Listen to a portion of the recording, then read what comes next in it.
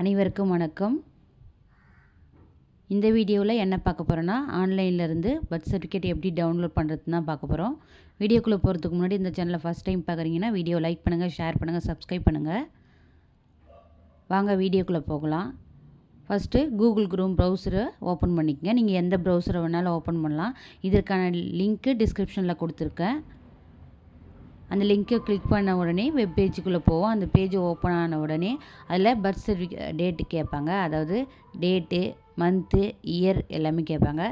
Plus ஃபீமேலாக மேலான்னு சொல்லிட்டு கேட்பாங்க. Select பண்ணிக்கங்க. செலக்ட் பண்ணிவிட்டு கேப்சா நம்பரை கிளிக் பண்ண சொல்லுவாங்க. கிளிக் பண்ணிக்கிடுங்க. கிளிக் பண்ணிவிட்டு கீழே சப்மிட் கொடுத்துட்டிங்கன்னா ஒரு பேஜ் ஓப்பன் ஆகும். அதில் நிறைய பேருடைய லிஸ்ட்டு வரும். அதில் உங்கள் பர்த் சர்டிஃபிகேட் எதுவோ அதை டவுன்லோட் பண்ணிக்கலாம். இல்லை நீங்கள் பிரிண்ட் எடுக்கிற ஃபெசிலிட்டிஸையும் கொடுத்துருக்காங்க. அவ்வளோதான், ஆன்லைன்லேருந்து பர்த் சர்டிஃபிகேட் டவுன்லோட் பண்ணியாச்சு.